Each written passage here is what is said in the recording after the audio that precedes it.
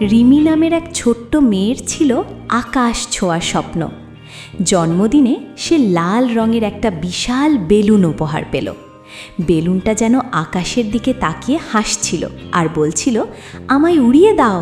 রিমি বেলুনের লম্বা সুতোটা শক্ত করে ধরে রাখল।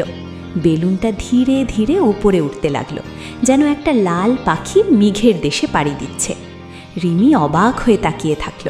বেলুনটা উড়তে উড়তে এত উপরে চলে গেল যে রাতের আকাশের তারারাও অবাক হয়ে গেল।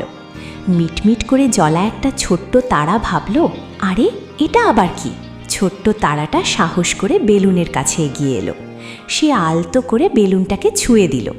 বেলুনটা খুশিতে একটু দুলে উঠল, যেন তারাটাকে হ্যালো বলছে। আমার নাম টিমি, তারাটা ফিসফিস করে বলল। তুমি আমার বন্ধু হবে? অনেক নিচে পৃথিবীতে দাঁড়িয়ে থাকা রিমি সুতোয় একটা হালকা টান অনুভব করল, আর তার কানে যেন একটা মিষ্টি টুংটাং শব্দ ভেসে এলো। রিমি আকাশের দিকে তাকিয়ে চিৎকার করে বলল, কে ওখানে? তুমি কি আমার বেলুনের সাথে কথা বলছো? উত্তরে টিমি তারাটা আরও উজ্জ্বল হয়ে জ্বলে উঠল, যেন সে রিমিকে হ্যাঁ বলছে।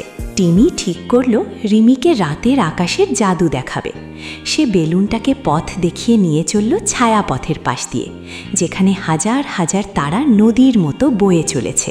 তারা চাঁদ মামার পাশ দিয়ে উড়ে গেল।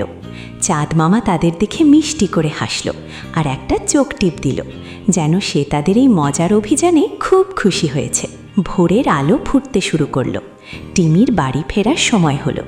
সে মন খারাপ করে বেলুনটাকে বিদায় জানালো আর আলতো করে তাকে পৃথিবীর দিকে ঠেলে দিল। আবার দেখা হবে বন্ধু, সে বলল।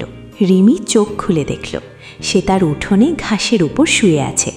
লাল বেলুনটা তার মাথার উপর ভাসছে, আর বেলুনের সুতোয় বাঁধা রয়েছে ছোট্ট এক টুকরো তারার ধুলো, যা সকালের আলোয় চিকচিক করছে।